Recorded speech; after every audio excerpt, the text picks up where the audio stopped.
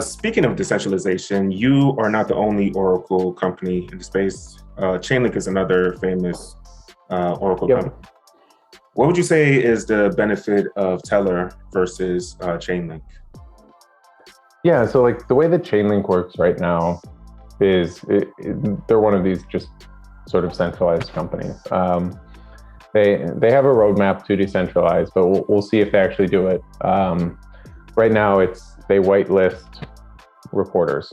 So they'll say, hey, these 20 guys, you guys can go give us some link tokens, and then you guys are allowed to be our reporters and say what the price of Bitcoin or the price of Ethereum is.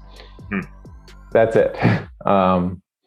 They say who the people are. Not everybody can do it. You have to, if you want to be a reporter, you have to go sign an off-chain piece of paper agreement with them that you're not going to lie, that you're held liable, and then they get you on there. And the problem is it's just not clear.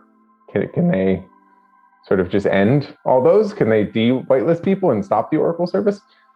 Almost certainly. And then there's also we have that ability to, anybody can come on and say, hey, that's a bad value, and you can slash it. That's non-existent in Chainlink. So it just doesn't exist right now. So you just trust what these 20 people say. And that's kind of what we're trying to get away from. Yeah, I mean, when you do it like that, it's almost like there's no point in you doing it on a blockchain, or there's no point. You might as well just have a regular database do it. If you're going to have people sign the contract off chain. Yeah. Well, exactly. And that's it is like a needed service. So like, they can be whenever you're just sort of a centralized company like that, you can be really, really fast. Yeah. You can make sure that things work, and they do that. And it's a service that some people want. Like if you don't care about decentralization, they're a good service. But if you're actually trying to build something without a central middleman, they're probably not the right fit. So Exactly.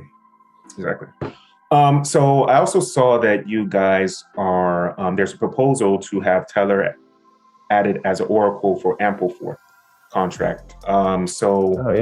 How are you guys able to make connections with different blockchains, and you're able to connect with other people? Because if that's going to proposal goes forward, that'll be very good for your company. So are you excited about it, and how are you able to make these connections with? Oh man, so Amplify, they've been in the works for like a year and a half now. I actually have a lot of Amplify myself too, and I do like. Oh, cool. I love Amplify. I do grid trading since it's like a stable coin that's not really pegged to the dollar. It's just stable by itself. So yeah, it's a super cool project. Really?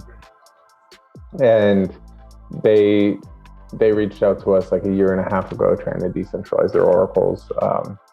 And we've slowly made the integration with them, did all the smart contract research, make sure that we're given the right values. And they're moving towards decentralization. So they were kind of centralized, and they had what's called like an admin key. So they could kind of change whatever they wanted just through the team. And they got rid of it. And they're trying to, give control over to the community. So all the fourth holders get to be in charge of their protocol now. And the first proposal was, do we want to integrate Tellor? And it's currently being voted on. So the voting ends on Saturday. So if you have fourth, you can go vote for Tellor. It looks like we're going to pass. It looks like everything's going smoothly. So starting on Monday, we'll be a reporter there, and you probably won't notice anything different, but congratulations in advance anyways. Yeah. Nice. No, thanks. Yeah, but no, biz dev, as far as meeting a lot of these projects, it's so weird.